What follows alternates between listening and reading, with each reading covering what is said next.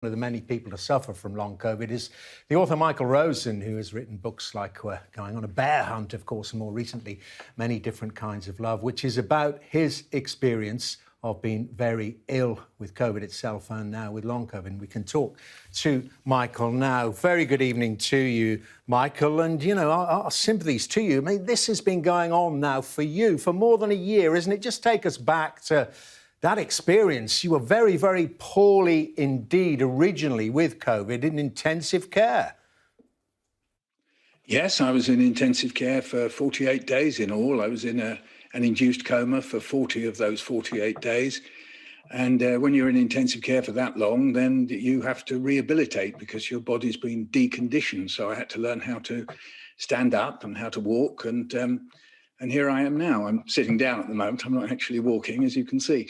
But I've lost the sight, most of the sight in my left eye, most of the hearing in my left ear. I always have to put that the right way round. I get muddled sometimes. Don't lose your sight from your ear. And I've lost the sense in my toes. I've got numb toes. I did have blood clots. You just heard about the blood thinning. Well, I was on those for a while. And I probably lost these faculties here because I had, it's called microbleeds in my brain, which knocked out the nerves. So that's a sort of brief summary for you. That's my bulletin.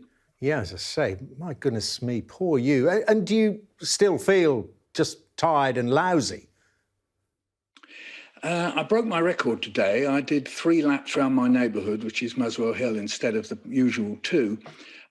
So I broke my record on there. I did used to get what I called alternate day syndrome, where I'd do something quite active one day and then be completely sort of flattened out the next. And I seem to be getting better. That doesn't seem to happen quite so much. So I'm getting over that fatigue element. I think I'm probably a bit breathless, but as I mostly wear a mask, it's a bit hard to tell. But I think I'm a bit more breathless than I used to be. I mean, I am nearly 75, so. But even so, I think I'm getting better. So I'm pretty nearly a year since. I'm a year since I was admitted. Yeah. That's right, exactly a year. So that gives you a sort of sense of how long it's been going on.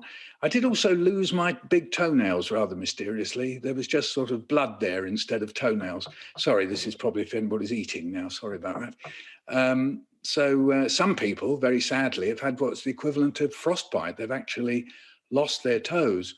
So, you know, it's quite a wide range. It's quite a big array of symptoms and syndromes that people are getting. Yeah, and you mentioned me talking there to one of the medical experts, Dr. Banerjee there, but have you got together, there are communities, I know, of people suffering these symptoms, and as you described, there are just so many different ones. Is that a help as well, just sharing those experiences and then discussing perhaps, you know, what works for you might work for somebody else who you're in contact with?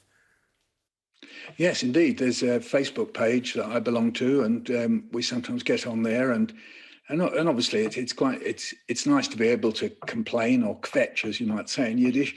So it's a kind of kvetch Facebook group where people moan and say what's wrong with them, and it does help. It does help a lot. I mean, particularly if they're very strange and not so serious symptoms. So, for example, I grow a kind of sand on my skin, and if I get wounded of any sort, the skin granulates. That means you sort of produce extra skin, and so the wound doesn't heal up.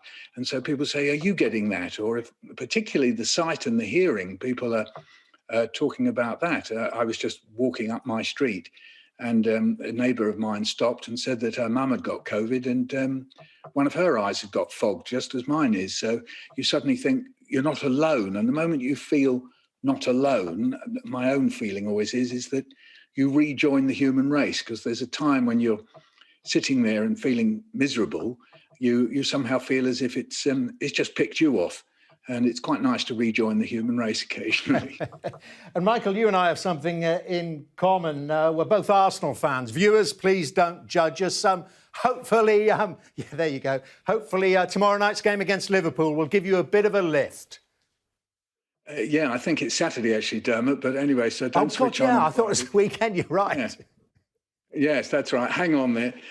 Yeah. So yes, well, I'm holding out for that. I must say, it was one of the things cheering me up quite a lot when I came home, and occasional times that Arsenal won, and I'd sit on the sofa with my youngest, and I could tell him not to punch me as well because of the blood thinning. I said I might bleed to death, so don't punch me if we score. Might not be a problem against Liverpool. OK, Michael, really good talking to you, and please get well soon. Glad to know you're writing again as well. Michael Rosen there. Thank you, Dermot.